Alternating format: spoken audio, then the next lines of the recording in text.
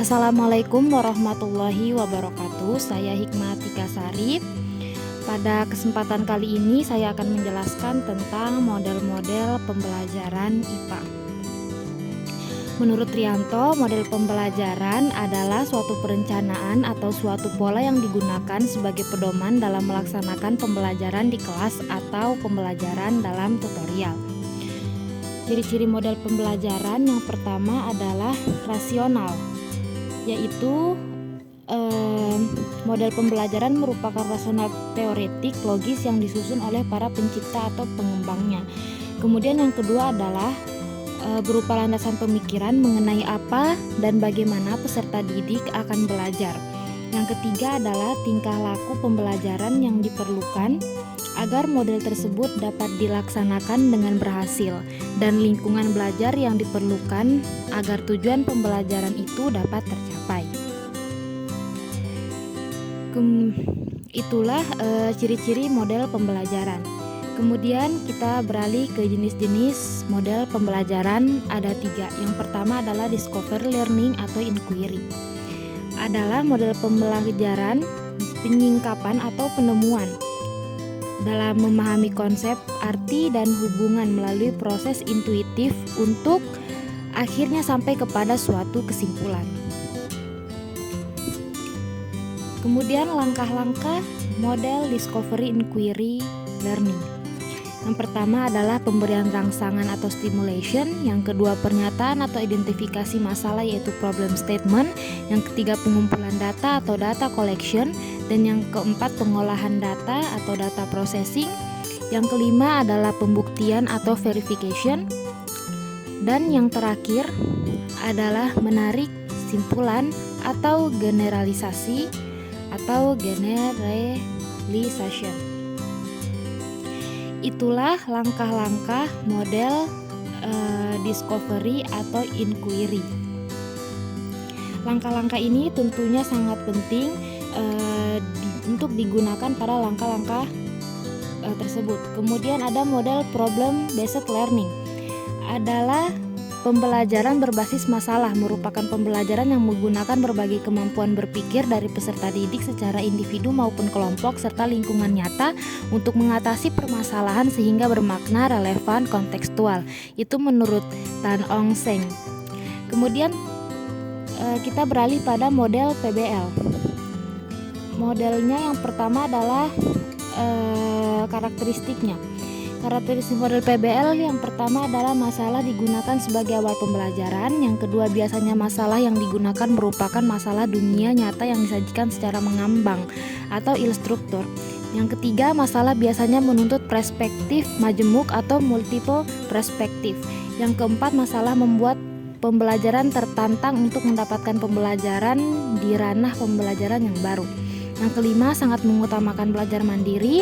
Yang keenam, memanfaatkan sumber pengetahuan yang bervariasi, tidak dari satu sumber saja. Dan yang terakhir, pembelajarannya kolaboratif, komunikatif, kooperatif. Kemudian adalah kelebihan model PBL.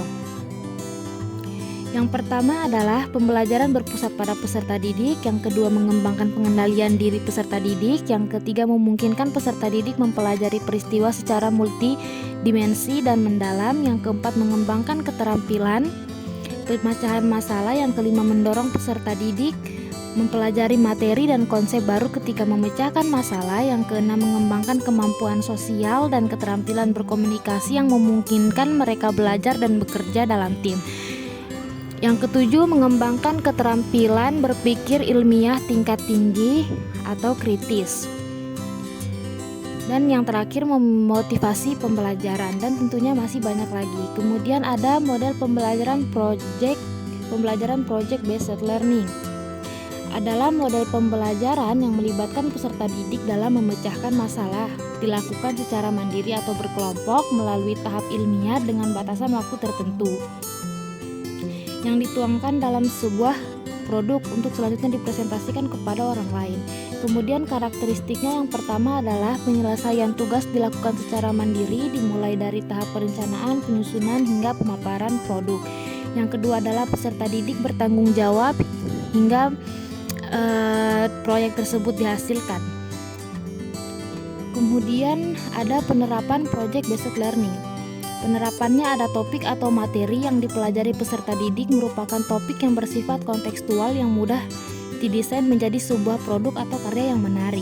Yang kedua, peserta didik tidak digiring untuk menghasilkan satu proyek saja. Yang ketiga adalah proyek tidak harus selesai dalam satu pertemuan, diselesaikan 3 atau 4 kali pertemuan. Terus yang keempat adalah proyek merupakan bentuk pemecahan masalah sehingga dari perbuatan proyek bermuara pada peningkatan hasil belajar. Yang kelima adalah bahan alat dan media yang dibutuhkan untuk membuat proyek diusahakan tersedia di lingkungan sekitar dan diarahkan untuk dimanfaatkan. Kemudian adalah penilaiannya autentik, menekankan kepada kemampuan siswa untuk merancang. Kemudian ada model pembelajaran IPA lainnya, yaitu model kooperatif, adalah kerangka konseptual rangkaian kegiatan belajar yang dilakukan oleh peserta didik. Selain itu ada juga model PAIKEM, yaitu singkatan dari pembelajaran aktif, inovatif, kreatif, efektif, dan menyenangkan, sehingga pembelajaran bisa berlangsung secara efektif, optimal, dan pada akhirnya terasa lebih menyenangkan. Kemudian ada juga model pembelajaran kontekstual, yaitu model pembelajaran yang membuat guru mengaitkan antara materi yang dibahas dengan kondisi situasi nyata. Komponen utama dari pembelajaran kontekstual ini ada 7, yaitu konstruktivisme, inquiry, bertanya, learning community, modeling, refleksi, dan yang terakhir adalah penelitian nyata. Demikianlah pemaparan saya tentang model pembelajaran IPA. Kurang lebihnya mohon dimaafkan. Akhir kata saya ucapkan Assalamualaikum warahmatullahi wabarakatuh.